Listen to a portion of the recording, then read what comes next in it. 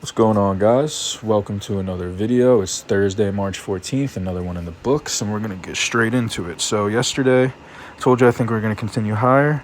PPI did come out this morning. It came out a little bit hotter, and the market decided to react this time, unlike with CPI. But, what it actually is, in my opinion, guys, is Opex is tomorrow. And, market makers are trying to make this thing as choppy as possible until the expiration.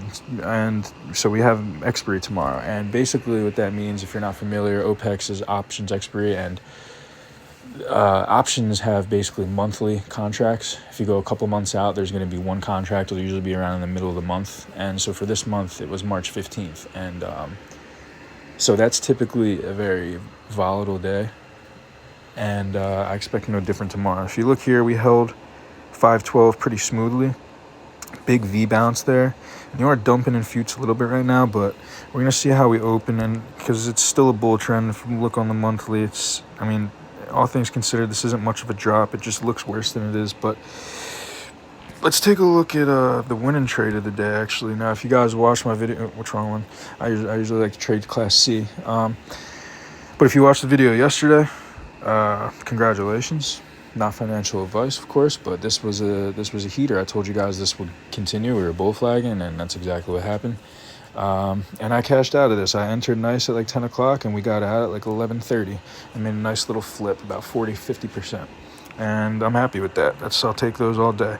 So the reason why I got out, and you might be asking yourself, is because usually this thing, it does look good, and I could have held, but the reason why I got out is because, first of all, it just shot up so quick. It was ripping while the whole market was down, right? The market wasn't doing so hot. But we take another look here. This is a play for tomorrow, possibly, guys. This, I was watching all day for an entry on. I wanted it to break like 174, maybe get above 175, but it just didn't really happen. So let's see if tomorrow, these beaten down kind of like lackluster names for the past few months, you see down 12%, oversold. Great company, obviously everyone knows Apple. So let's see what happens tomorrow, man. I am still holding the SMH position.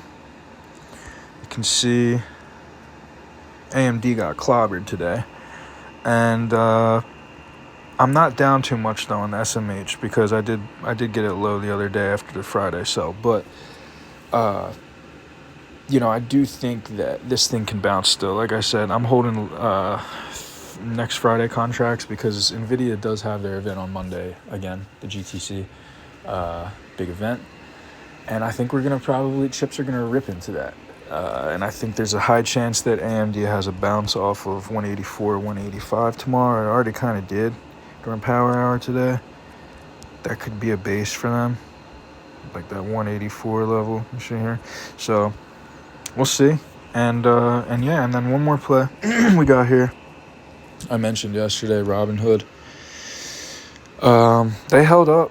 The rest of the market was pretty crap, except for a few names today. So they did hold up, and it's looking like you're flagging on the monthly. This is a pretty delicious looking name. So yeah, man. I did enter this morning on the dip. I got in a little too early. I probably pulled the trigger a little too soon on that. Got a little jumpy, but and I was up at one point, probably like 20 or 30 bucks, but the contracts I grabbed don't expire for a month, and I think Robinhood's going to do well. So yeah, there's that, guys. And then one more play. I think I'm giving you 5 today. This is crazy. This has been on my radar for a minute. I actually traded earnings on this and made a nice crazy trade on earnings. It was like $7 until like 400. It was ridiculous. It was a great trade. But I don't recommend trading earnings, by the way. But this was a very specific situation. This was an IPO semiconductor company, right? A chip company, and they have partnerships with NVDA. And just do your DD if you want to know. But technically speaking, guys, their lockout just ended. And if you don't know what that means, it basically means when you IPO, certain institutions that invest larger amounts, they have a lock period where they cannot sell shares. And that just ended. And so, things could get interesting. there's a lot of implications with that, and things could definitely get interesting. Watch this thing for a break over 135, a solid break too, because you do wick over it now and then.